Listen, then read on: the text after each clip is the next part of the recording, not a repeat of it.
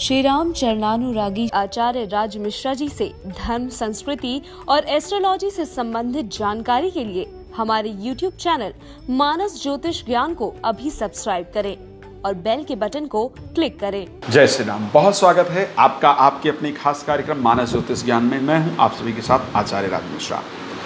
जिन दर्शकों का भी इस माह में, जुलाई के माह में जन्म दिवस है, मैरिज एनिवर्सरी है, आप सभी को बहुत सारी हार्दिक शुभकामनाएं। आप खुश रहें, प्रसन्न रहें, आपका जीवन अच्छा हो, ये मेरी भगवान राम से आपके लिए प्रार्थना है। आज हम चर्चा करेंगे अब जो काल चक्र की अंतिम राशि है मीन राशि, उसका किस प्रकार व्यतीत होगा। ये जो जुलाई का माह है इस बारे में आज चर्चा होगी। उससे पहले आप सबको कहना चाहूँगा, प्लीज़ चैनल को ज़रूर सब्सक्राइब करें, वीडियो को लाइक और शेयर करें, कमेंट में जय श्री राम जरूर लिखें। जब आप जय श्री राम लिखते हैं तो आपकी हाजिरी पहुंचती है भगवान राम तक, और मैं चाहता हूं कि हम सभी की हाजिरी भगवान राम तक प्रतिदिन पहुंचे।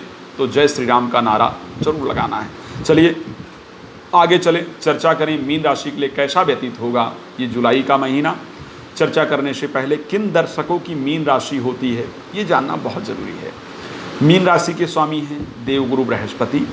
जल तत्व राशि मानी जाती है मीन राशि। उत्तर दिशा पर इसका विशेष प्रभाव है। ब्राह्मण जाति की मीन राशि मानी जाती है। ब्राह्मण जाति का तात्पर्य ये नहीं है, मीन्स जो मीन राशि के दर्शक होते हैं उनका जो कर्म होता है वो अच्छा होता है। सत्कर्म करने वाले लोग माने जाते हैं, बुरा किसी का नहीं करते हैं, हमेशा लोगों के लिए अच्छा सोचते हैं, हमेशा ज्ञान अर्जित करना चाहते हैं, ज्ञान देना चाहते हैं। मीन राशि के जातक के लिए जल से संबंधित व्यवसाय इत्यादि करना बहुत लाभप्रद होता है, और उसके साथ नेवी इत्यादि में जो जाने का रास्ता होता है वो बहुत अच्छा होता है।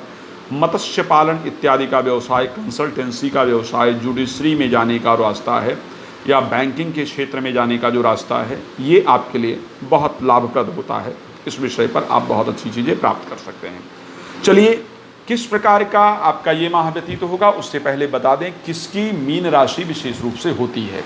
तो मीन राशि के जो दर्शक हैं जिनका नाम दा पर के ई का मात्रा, दा पर ई का मात्रा दी इस अक्षर से आता है, दा पे ऊ का मात्रा दू जिनका आता है, और झा था अक्षर टी एच जिसको कहते हैं था अक्षर से जिसका नाम आता है, जे एच झा अक्षर से जिसका नाम आता है, या जिसका नाम या अक्षर से आता है, या दा पे ए का मात्रा दे, दा पे ओ का मात्रा दो, चा पे आ का मात्रा चा, और चा पे छोटी ई का मात्रा जी।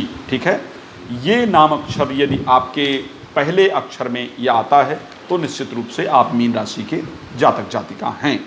अब ये जो राशिफल है वो आपका नाम से मीन राशि है, आपकी डेट ऑफ बर्थ से मीन राशि है, या आपकी मीन लग्न है। इन तीनों पर ये पूरी तरह से राशिफल आधारित है। आइए चर्चा प्रारंभ करते हैं किस प्रकार ग्रह गोचर रहेगा।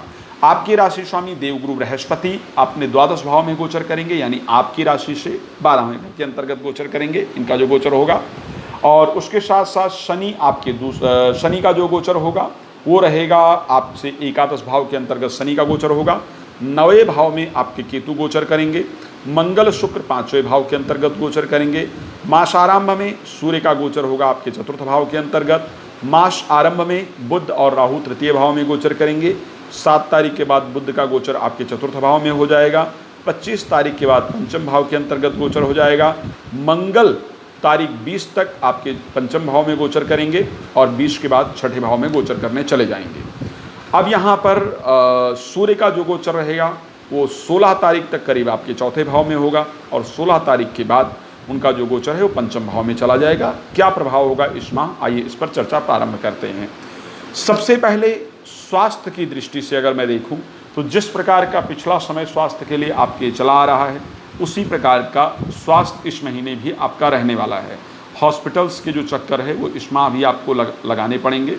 खराब स्वप्न आपको जरूर इस माह दिखाई देंगे, लेकिन यदि विदेश यात्रा इत्यादि आप करना चाहते हैं तो उसके लिए परिस्थितियाँ निश्चित रूप से आपके लिए अनुकूल होंगी।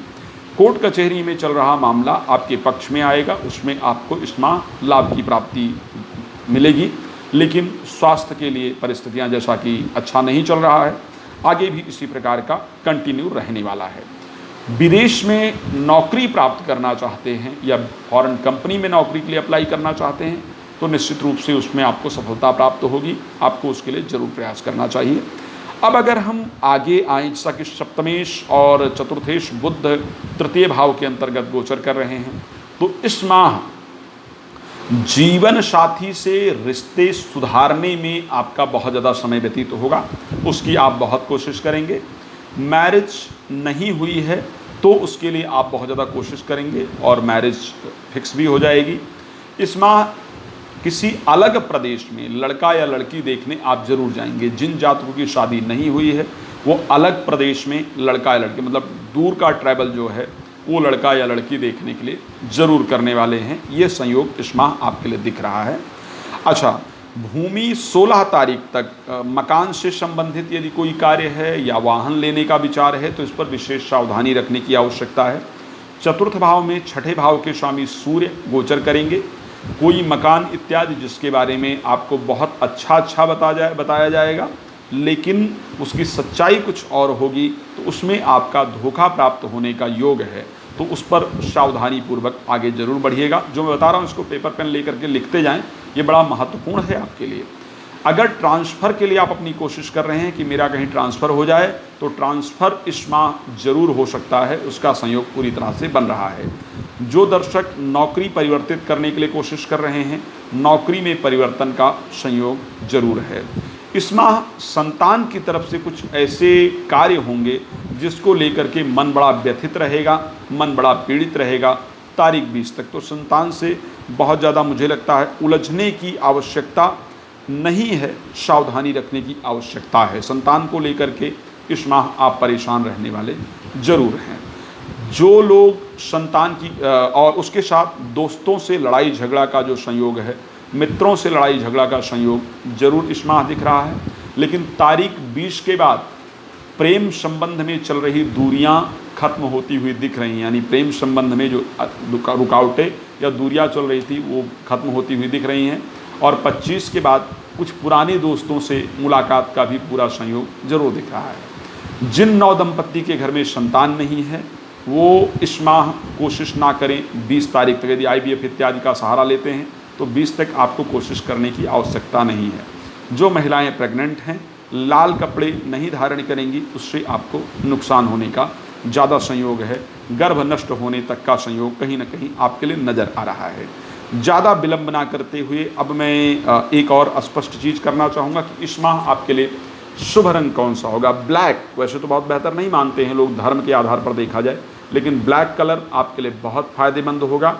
आपके लिए 1 का अंक फ़ायदेमंद होगा और शुभ दिवस बुधवार का होगा जो इस माह आपके लिए फ़ायदेमंद होगा। किसी इम्पॉर्टेंट मीटिंग पर जा रहे हैं, किसी कार्य पर जा रहे हैं, मोर के पंख की जो आँख का पार्ट है उसको अपने पॉकेट में रख करके जाइए, आपका कार्य जरूर पूर्ण होगा। किसी भी प्रकार की अन्य जानकारी के लिए, अपने विषय में विस्तार से बात करने के लिए आपको जो नंबर दिए जा रहे हैं आप इस पर कॉल कर सकते हैं, जानकारी प्राप्त कर सकते हैं। मुझसे बात करना चाहते हैं, कॉल अपॉइंटमेंट लेकर बात कर सकते हैं। आज कार्यक्रम को यहाँ पर विराम दूंगा, फिर एक नए कार्यक्रम के साथ आपके सामने हाजिर होऊंगा, आपको जानकारी दूंगा। तब तक के लिए जय श्री राम, बहुत धन्यवाद।